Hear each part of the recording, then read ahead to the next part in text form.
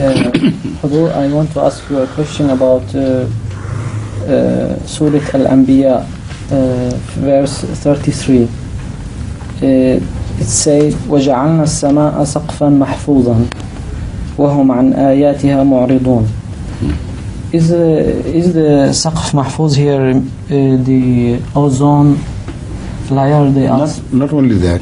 I want to understand the meanings. Read the translation.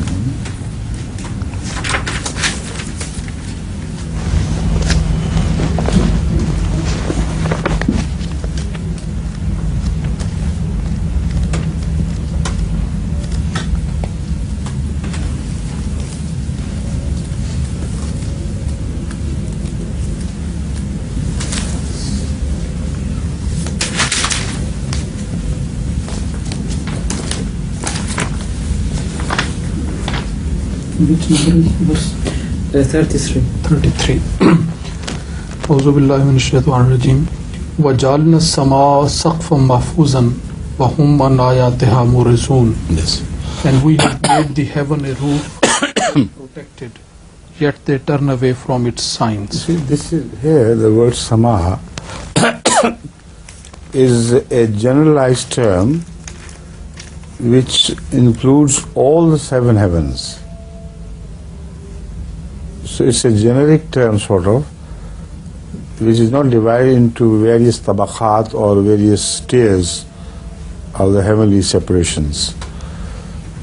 So the verse which you have in mind perhaps, which speaks also of ozone among other things, is Samad Dunya.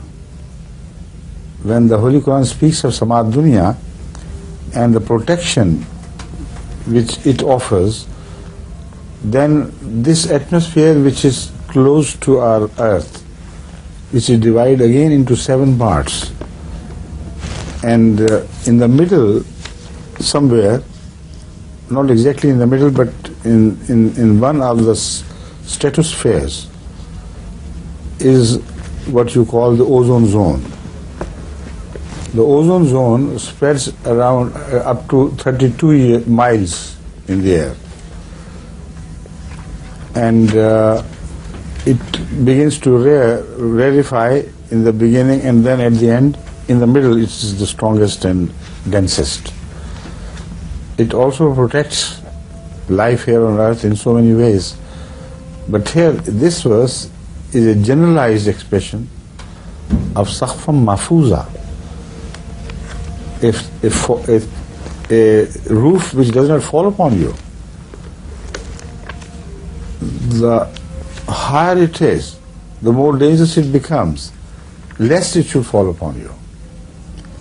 So God has raised the heavens to such heights as are mind-boggling.